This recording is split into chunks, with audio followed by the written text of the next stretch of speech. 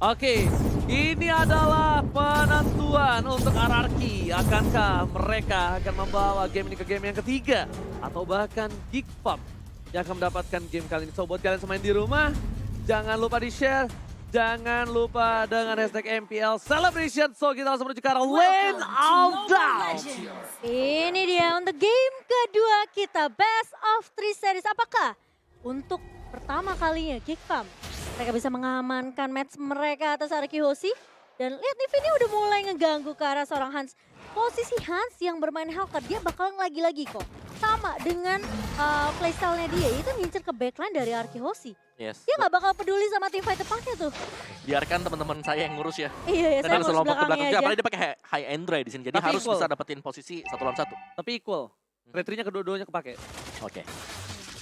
Kalau Karena- bicara soal retri biasanya ada Baloiski. Mana Baloiski? Baloiski tuh lagi main di atas. Lagi main. Lagi mulai ngeganggu ya ke arah seorang Albert kali ini, dan Flicker terpaksa digunakan Clay, bakal coba untuk mengusir, berikan poke terusan ke arah seorang Baloiski kali ini, tapi Baloiski sudah memprediksi itu semua. Dia masih bisa survive dan ini ngeganggu Ini banget sih, bener. ngeselin banget sih dari seorang Baloiski, tapi itulah tujuan dari seorang roamer ya sekarang ya. Harus pegang early-nya, ngeganggu kalau bisa ke arah jungle dari musuhnya biar nggak nyaman untuk farmingannya. Tapi masalahnya ini dari tim Geek Farm mungkin mereka masih coba untuk struggle mencari momentum di mana Elzura udah nggak punya flicker, jangan masuk lebih dalam lagi. Dan di sisi sebaliknya, di arah bottom lane, dari seorang R7 kali ini berbeda, tidak mendominasi seperti di game sebelumnya. Yes. Mereka mainnya lebih hati-hati sih sekarang. Harus lebih tenang gak sih sebenarnya? Karena mereka posisi dari jungle sendiri kan digangguin terus nih sama Baloiski. Jadi mau gak mau harus bisa meng-cover dulu. Sedangkan kalau kita tahu bagaimana Hellcat kalau gak digangguin di early-nya, nanti mid game dia bakal semena-mena. Iya. Dia bakal bisa kemana-mana. Setiap kali ada ultimate-nya dia bakal selalu muncul juga. Yang aku takutin itu sebenarnya posisi Clay sih. Nanti Clay ini seperti apa tentunya, karena if yang tadi udah kita bahas di game pertama, ini posisi ketika dia buka ultimate gak akan kemana-mana, di situ-situ saja.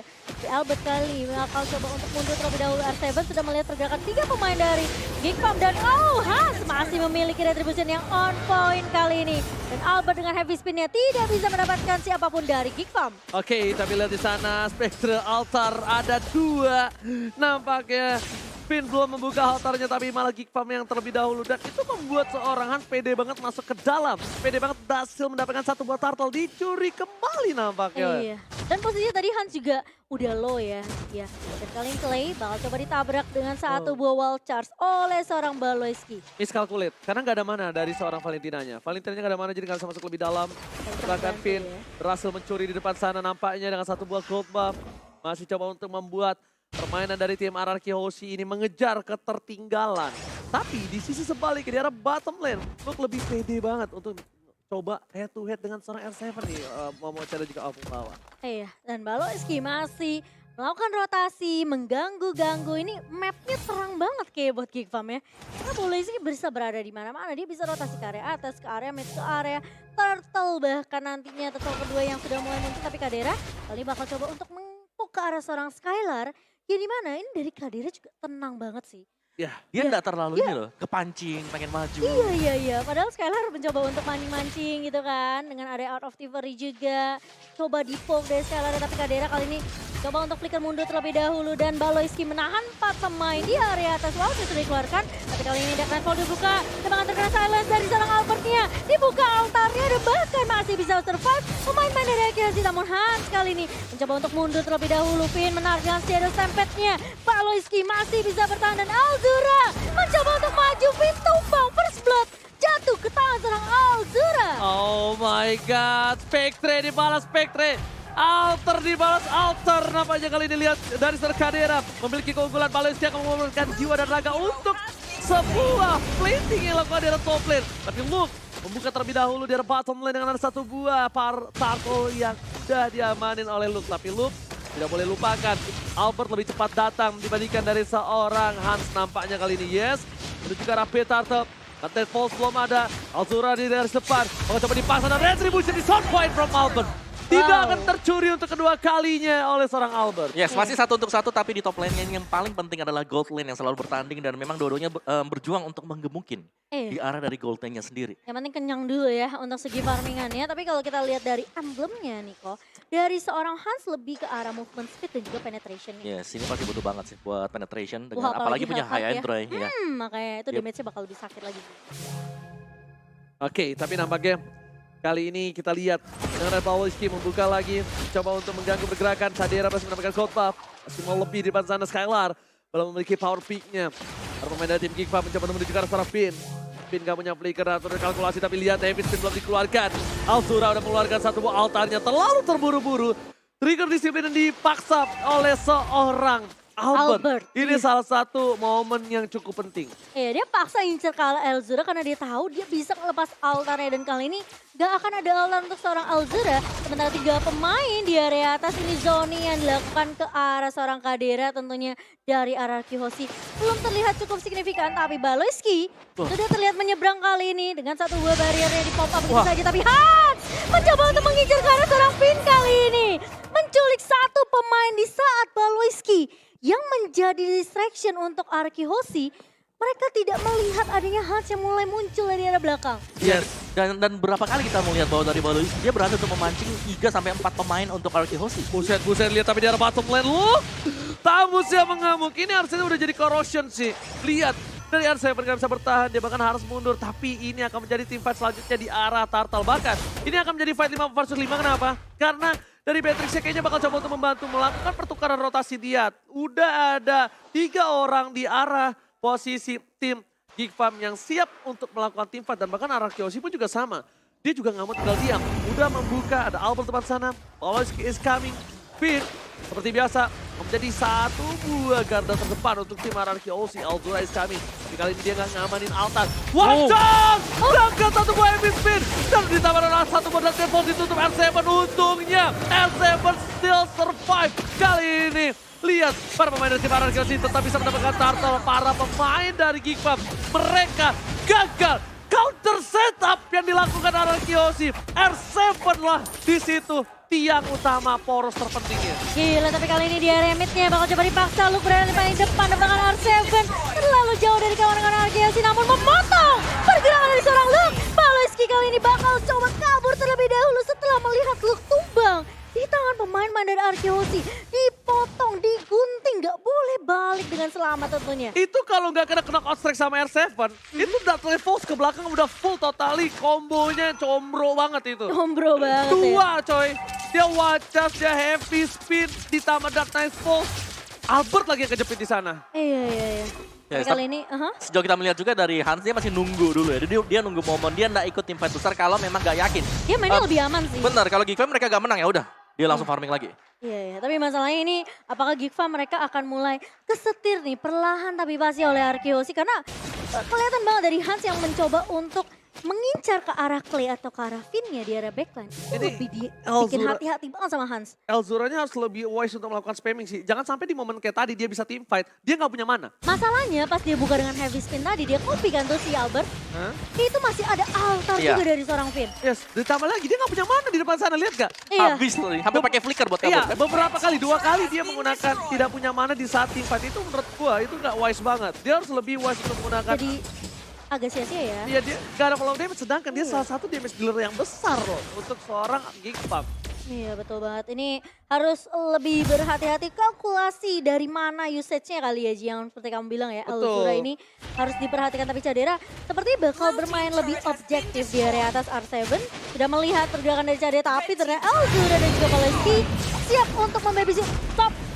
Cadera bakal coba di cover habis-habisan. Oke, Lord spawn kali ini. Lord masih kecil tapi Skylar langsung mundur ke arah belakang. Baloyski mencoba untuk melakukan sedikit tadi initiate tapi ternyata ke arah yang salah ya. Iya. Kalau Baloyski ini kayaknya memang dia untuk inisiator oke, tapi mungkin dia lupa tuh mana kiri mana kanan tadi ya. Oke. Oke. Nampaknya kita bakal lihat Hierarchy OC udah membuka terlebih dahulu Lord yang ada di garis depan. Skylar Hero image ke arah depan untuk memberikan sedikit distraction terhadap Baloyski, tapi bukan hanya itu. Permasalahannya R7 di depan sana. Terkena sedikit zoning out. Baloyski belum ada one shot. Heavy speed dikeluarkan dan bahkan lihat adu gangsi dilakukan. Satu penyamankan. Baloyski dan harus menuju ke arah Skylar. Skylar menjadi pilih image tempatkan Sadera. Kali ini gak berhasil mendapatkan Skylar dan di sisi sebaliknya R7 is coming. Flicker dikeluarkan. Azura survive dan bahkan 3 orang hilang. RRQ Aussie menangkan tim fight kali ini. 3 pemain tumbang dari Geek Farm di mana? Tadi kita ngeliat Elzura mencoba untuk lari dari kejaran seorang R7, tapi dia flicker ke arah depannya Clay juga, yang membuat tentunya dari seorang Clay masih bisa untuk menumbangkan seorang Elzura. Aku nggak tahu kenapa, itu tim fight paling tidak efektif yang pernah aku lihat. Soalnya posisinya, Karena bukan, ini kepecah belah, short skillnya nggak tahu mengarah kemana, tidak terfokuskan, terdelivery damage yang dia miliki, semuanya nggak ada yang terfokuskan. dan Elzura posisi ngebuka heavy spin-nya juga gak connect ke pemain-pemain dari Arkeology. Ya, sebenarnya itu kelihatan seperti yang kalian bilang ya, itu karena ada Cold Altar juga. Jadi semua hitungan jadi agak sia-sia, miss semuanya. Mau gak mau mereka harus komit satu dan komit itu masih bisa bangkit lagi. Oke, tapi nampaknya Opung Wawa kali ini sama-sama mereka mau komit. Ada Cadera depan sana mencoba untuk melakukan sedikit distraction. Tapi Cadera kayaknya udah mulai harus ganti senjatanya sih. Dia nggak boleh pakai render lagi depan kayak gini sih. Dia Nibiru sih harus standby. Nibiru Wesker sih. Karena posisinya kayak tadi. Ketika seorang Skylar sekarat, kalau dia tadi pakai Nibiru, mungkin case-nya Skylar tumbang. Tapi tadi kan dia pakai Renner, tapi Rennernya nggak bisa dapetin pergerakan dari seorang Skylar. Ya memang berat untuk melakukan aim terhadap Skylar yang moving speed-nya terlalu cepat. The Wind of Nature ya untuk Skylar kali ini. Ya, ini akan menjadi salah satu hero yang bermasalah pastinya nanti yang dipakai oleh Skylar Cloud yang bakal bisa melompat langsung ke garis belakang. Oh, tapi Albert langsung ngelok ke arah heavy spin-nya kali ini connect ke arah seorang Cadera. Tapi Baloyski terkena efek slow dan bakal tidak bisa memfollow up. Satu buah wild charge connect, tapi kali ini bakal coba dibuka. Reward manipulation-nya mencoba untuk menangani fight kali ini, tapi Elzura mencoba untuk heavy spin balik ke arah seorang Albert. Altar masih bisa dibuka, dibalikin fight-nya. RRQ Hoshi menumbangkan 4 pemain sekaligus. Hans berada di paling depan, berhasil untuk mendapatkan Albert, tapi R7 bakal coba untuk mengejar Hans. Masih bisa lari, masih bisa survive, tapi 4 teman-temannya. R7! Knockout strike! Killing spree! Flicker yang dilakukan R7 berhasil melakukan wipeout! Satu momentum yang didapatkan oleh Skylar. Wipe out by Head and Shoulders kali ini tentunya membuat angin segar fresh seperti Head and Shoulders. Wow. Ketika dari seorang R7 melihat rotasi yang dibawa sama Hans ketika dia mau lari dari tim fight-nya, ini langsung dipotong habis-habisan sama R7. Yes, dan juga AMU yang mengcopy tadi karena dari heavy spin, itu gak ada follow up-nya sama sekali. Benar, dan posisi altar lagi dan lagi. Altar, benar. Pin, ini yang udah kita bahas ya, siapa yang ngebuka altarnya di momen yang pas. Yang terakhir. Yang terakhir, yang bisa menyelamatkan pemain-pemain dari timnya, ini bakal menjadi poin penting. Tapi kali ini Baloyski harus tumbang di tangan RRQ Hoshi. Mencoba untuk mendapatkan Lord. Namun tidaklah mudah kali ini. Yes, bukan mudah, tapi sulit sekali calculate yang dilakukan oleh seorang Baloyski. Iya. Kayaknya dia udah mengeket, tapi sayang sekali tampaknya tidak berhasil. Purple buff-nya masih didapatkan oleh seorang Albert. Lihat, ini nih, Opung Wawa silakan. Ya, sini kalau kita lihat memang dari replay by Samsung Galaxy A series, di mana fight-nya yang terpecah belah seperti ini, gak ada follow up damage sama sekali yang bisa dilakukan karena posisi dari heavy spin berarti bahwa Valentinanya dia nggak bisa lagi untuk melakukan hero assault. Oke, base turret dari Geek Farm kali ini dipegang oleh tim RRQ Ulti. Baloyski di depan sana coba untuk melakukan sedikit distraction dan berhasil menyelesaikan Lord dengan cukup cepat. Posisi RRQ Ulti memenangkan 5.000 gold dengan ada 11 poin kill yang dia miliki, tapi satu hal, dia tetap belum bisa mendorong, tetap belum bisa melakukan distraction. Dikejar kali ini Hansnya, tapi Skylar Buset. cuek banget, cuek. Gak kelihatan. Buset. Itu gak kelihatan itu. Oke. Dan padahal posisinya Clay udah ngeliat nih. Dari seorang Hansnya di area atas, namun tidak akan dikejar. RRQ Hoshi, mereka lebih memilih untuk mengatur lini minionnya. Ya, dan maksudnya balik X juga sudah terlihat bahwa Skylar ada di atas sana bersama dengan Clay, berarti di sini game yang kedua ini sudah mulai membaik. Dari item-item yang bisa dimiliki oleh pemain RRQ Hoshi. Jadi mereka pasti akan bisa melakukan team fight balasan. Mereka juga masih punya cover-coveran di belakang dengan ada Cold Altar tadi. Dan tinggal nunggu momentum sebenarnya buat RRQ Hoshi bagaimana cara untuk mereka bisa masuk. Karena Geek Fam di sini mereka tarik ulurnya juga bagus. Mereka gak semerta-merta langsung maju ke depan. Mereka pick dulu mundur lagi ke belakang. Mereka maksimalin banget Mereka kiting ya. hero dari Baloiski, bener Grok. Iya, sama satu lagi. RRQ sih udah tahu nih. Ini yang membuat momen selalu Baloiski. Jadi Baloiski aja kita all in nih, okay, no Iya. problem. Mereka lebih mementingkan Baloiski yang mencoba untuk mengganggu sih sebenarnya. Problemnya Elzuranya belum bisa memfollow up dengan maksimal dari tadi. Elzura tuh kayak dia lebih cari momentum gimana bisa mulai team fight tergantung dengan IMU-nya siapa yang dia copy. Yes. Kalau dari Albert heavy spin-nya benar-benar harus on point connect, nunggu altar dari Finn kepake dulu. Kalau Karena aku better ini gak sih? Apa tuh? Altar kan? Gini, ada dua. Altar Oke, ya? Ada altar. dua altar dengan si punya Eve. Altar sama-sama Reload team remote iya. manipulation. Altar sama-sama team fight, benar. If juga. Tapi kalau dia heavy spin yang dia ambil, concernnya adalah dia harus cancel YP. Mau nggak mau kalau dia udah ambil heavy spin. Kalau Sebenarnya itu concernnya. tugasnya Hans sih. Ya tapi kalau misalnya Hans ke arah If, Skylarnya yang bebas, itu problemnya. Dan ini itemnya Pung. Kita Iya. lihat, udah akan ada ke arah Blade of Despair untuk seorang Hellcat ini burst damage. Tapi Skylar dia nggak mau ini menjadi sebuah trigger untuk dia ditumbangkan. Dia butuh immortality. Ya. Dia respect dengan Wind of Nature. Di sisi sebaliknya, roamer dari seorang Baloiski menuju ke arah Blade Armor untuk nahan defense. Tapi menurut aku nggak bisa. Karena di kanan, Skylar udah punya Malefic Roar. Sedangkan Finn belum ada yang bisa numbangin kali ini posisinya kalau bukan karena tidak ada satu buah flicker. Yes, dan juga item-item pemain dari Arkehosi kan lebih karena defense kalau kita lihat sekarang. Iya. Jadi benar sangat mengandalkan yang namanya skill. Damage-nya cuma dari antara dari Skylar, Clay, atau bahkan R7. Karena dia punya satu buah Hunter Strike tadi ya dari R7 sendiri. Jadi penetration akan lebih berasal lagi dari R7 sendiri. Sementara Lord yang kedua ini kali ini, ketiga bahkan. Keren banget. Bentar. Kedua ya. Ini Baloiski-nya udah dicicil loh. Baloiski Dipoking loh. dipok aja sih sebenarnya. Justru itu yang problem. Baloiski-nya sekarang lama-lama. Fix nggak bakal- banget Lord di tangan Ararki. Ini kan dipancing kayak gitu, trigger disiplin lihat tuh. Dipoking lagi, kena burn fire, ya kan efek clay. Dia ada punya glowing wand.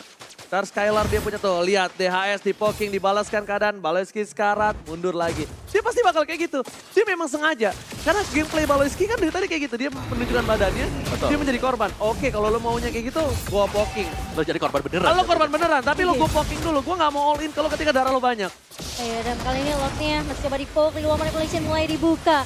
R7 memotong pergerakan dari Luke, tapi Baloiski berhasil untuk mendapatkan Lordnya. Tapi kali ini Han akan menjadi trade untuk Arkehosi dan bakal dipaksakan tim fightnya. R7 hanya mengusir 4 pemain dari Geek Farm, tapi dengan satu Lord yang kecuali. That's why lu udah pengen Baloiski deket-deket dengan Lord. Iya, sebenarnya Bang coba dipaksa, masih bisa di high ground defensive oleh Elzura depan sana.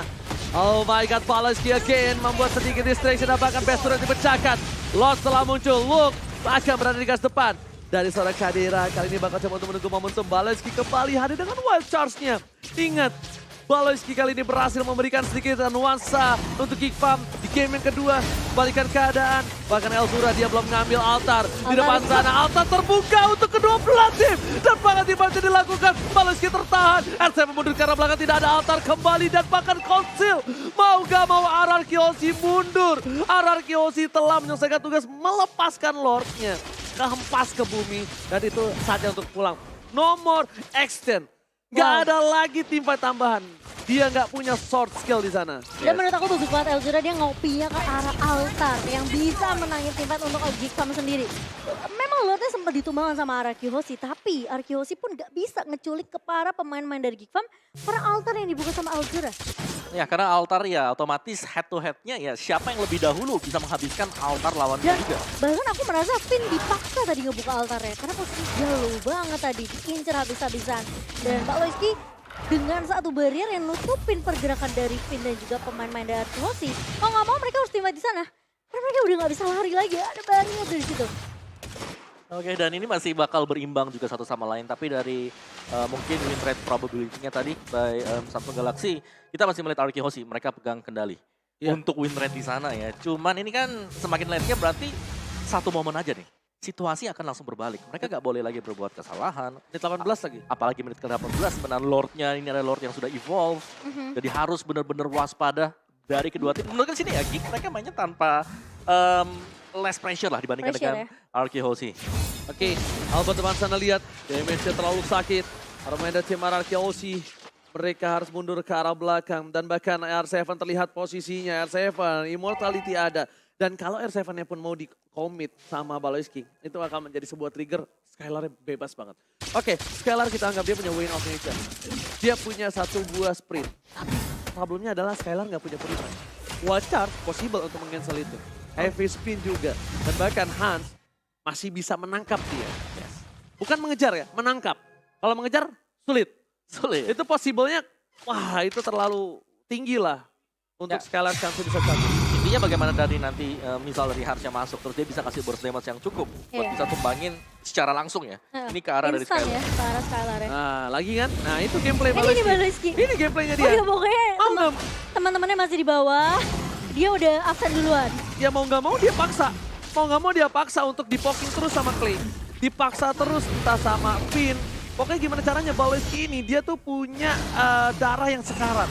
Nah kalau di situ posisinya mau di all in udah urusan belakang. At least kalau dia all in di darah yang segini, ini bakal menjadi kerugian untuk RRQ Oshi. Short kill banyak keluar dan tentunya ada crowd control apalagi Luke. Lalu offside kali ini nampaknya di posisi tengah Mamo-chan.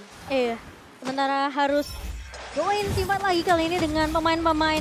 Gigfam tapi kali ini bakal coba dibuka dari Ignite Soul-nya. Dan bahkan Altar juga sudah dibuka oleh seorang Finn. Alzura berada di paling depan. Kadira yang tumbang di tangan seorang R7 kali ini Baloiski. Mau tidak mau harus mundur, ada satu buah blazing duet. Dan seorang Skylar, Alzura dikejar. Where are you going? Terkena Argensha tapi Alzura. Oh masih punya winter trance tapi R7 lagi-lagi memotong pergerakan dari seorang Alzura. Oh my god, ini Gigfam terpecah belah. Elzura masuk terlalu dalam. Mau coba dapetin claim, malah ternyata ini membuahkan dia harus tumbang. Terlalu terburu-buru. Elzura nih harus lebih ini, kayak menurut aku ya. Elzura harus lebih sadar kalau dia tuh penting banget di dalam teamfight ini. Iya, Kalau karena dia adalah salah satu penopang kemenangan dengan ada altar yang dimiliki Spectre-nya. iya, Sebenarnya- damage dia kan bisa area juga gitu loh. Iya, jadi dia kalau dia yang ngedive, dia bakal kehilangan posisinya. Dia nggak bisa nge-cover temennya. Beda kalau Hans yang ngedive. Tapi aku pengen mention satu ada dari R7 dia bagus banget. Bagus Dia dapetin Kadira dulu tadi. Yes. Itulah sebabnya kenapa gak punya cukup damage tadi dari Damage-nya, Gigfam. Bener. Udah nggak punya cukup damage, Elzura yang masuk ke dalam. Alzura Hilang yang lagi. paling depan. Kelar, nggak bisa dijemput. Baloiski nggak bisa jemput dan tapi lihat. RRQ Oshi kali ini dengan ada BS turretnya yang sudah terbuka dengan sangat bebas menuju ke arah base-nya Demar RRQ Oshi. Mencoba untuk mendapatkan kemenangan di game yang kedua kali ini. Alzura is coming. Lihat altar sudah dipegang. Bakal coba dihabisin. Lantes Pulse telah dikeluarkan ke arah bawah. L7 Immortality-nya pecah tapi lihat Hans tertarik. Kali ini altarnya terlambat. Hans tumbang. Dan masih ada satu buah Spectre di depan sana. Clay harus mundur ke arah belakang. Hans still survive. Skylar. Blazing duetnya tidak terlalu impactful. Gak ada orang di depan sana. Dan bahkan para pemain dari tim RRQ Oshi mereka berhasil menghilangkan seorang Hans. Satu orang jungler Gigfam sudah hilang. Tapi kali ini Les Super Minion yang mulai masuk ke area atas dan juga area bawah masih bisa ditahan. Gigfam masih memiliki asa karena kali ini dari seorang Finn sudah membuka altarnya. Udah terlihat low banget pemain-pemain dari RRQ Oshi. Tapi Luke begitu kuat Inferno di pop up kali ini. Skylar harus mundur, harus pergi dari base dari tim Gigfam kali ini. Sementara Albert akan tumbang di tangan seorang Elzura dan Gigfam masih bisa survive, masih bisa melakukan defense atas base-nya. Yes, dia masih bisa survive karena di arah bottom lane tadi dengan adanya Hans yang berhasil mendapatkan momentum yang sangat tepat. Membuat waktu lagi untuk RRQ Oshi bisa kembali mendapatkan kemenangan. Karena lihat di sisi sebaliknya R7 kali ini bakal coba dikejar oleh seorang Baloiski. Wajah telah dikeluarkan, Kadira is coming. Power of Nature R7 tidak ada flicker lagi dan bahkan Nako telah dikeluarkan dan down. Hilang begitu saja, hilang dengan 1 menit. Dia harus menunggu 60 detik. Wow. Ini kesempatan buat Gigfam untuk dapetin dulu setidaknya ya. Turret. Semua objektif yang di luar base dari RRQ Oshi diambil. Setuju. Ini 1 menit ada 1 menit yang berharga banget. Menit-menit seperti ini kesalahan kecil saja bakal ke punish dan lihat itu. Satu turret di bawah ini harus dipecahin sama mereka. Ya 1 turret plus mereka bisa dapetin cuma buat lore-nya kalau mereka pengen setup. Tapi setannya bakal lebih enak kalau dapet dulu nih turret bawah nih. Objektif turret ya, tapi mereka bakal tengah fokus dulu. untuk di area mid terlebih dahulu ke bawah. Dan bahkan mungkin membiarkan di bawahnya di press sama minionnya. Dan kali ini Finn coba untuk menarik ke arah seorang Elzura. Real world manipulation dibuka orang seorang Clay. Membuat Elzura harus pulang karena pemain-pemain dari RRQ Oshi mereka nggak mau sampai ditembusin ke arah inhibitor. Kalau Terlambat. sampai inhibitornya pecah, ini bakal sulit banget untuk RRQ Oshi. Tapi Han sepertinya agak terlambat ya ke area bawahnya ya. Terlambat. Karena posisi dari RRQ Oshi mereka udah bisa ngebalikin Gigfam untuk tidak nge-press terlalu jauh. Ya, betul banget. Walaupun tetap mendapatkan turret ya, tapi itu agak sedikit terlambat. Harusnya dia bisa mendistract di arah base turret di sini. Dan bahkan para pemain dari tim RRQ Oshi, mereka udah stay by on position. Albert Retribution-nya, ada Sadera di depan sana. Coba untuk memberikan sedikit poke damage supaya nanti ketika Hans datang dengan Retribution-nya dia udah selesai. Tapi Baloyski seperempat darah without Immortal, tidak pakai Immortal. Apakah mereka tetap akan berani untuk melakukan engage terhadap Anarchy OC? Sedangkan R7 sudah kembali lagi ke lane of Sun kali ini Momochan. Iya, dan dia selalu nge-cut dari arah blind spot ya. Jadi Gifam ini harus perlu berhati-hati banget dengan positioning dari R7.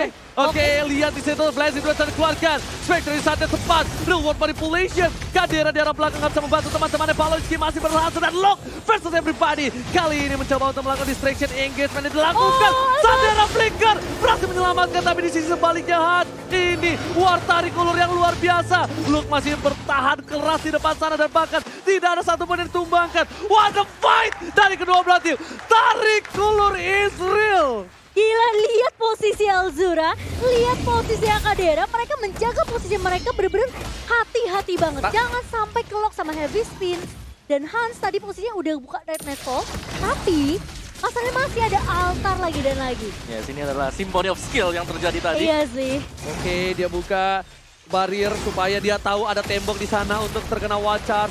Oh my god, one charge kali dan Blazing dua. Lock diaman kalau ada seorang Luke. Lihat di R7 di arah belakang sana. Mencoba udah mundur. Immortality pin. Master perangkap dan Hans hilang.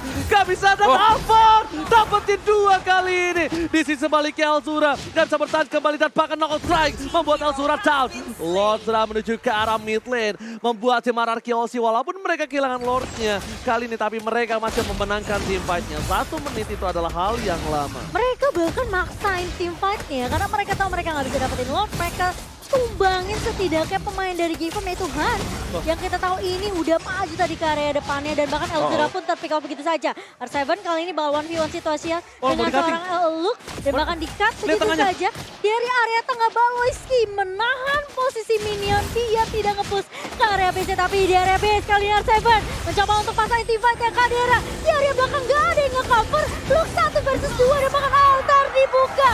Dua pemain tumbang dari Gifam dan bahkan Baloyski nggak punya momentum dan Anarchy OC menyamakan posisi 1 sama kali ini. Anarchy OC memasak ke game yang ketiga. Tidak akan melepaskan kembali kemenangan untuk para pemain tim Gifam. 1 sama Israel again. Dan bahkan kalau bisa aku lihat di sini Faramis menjadi sosok yang sangat penting dan R7 lah cutting yang dilakukan.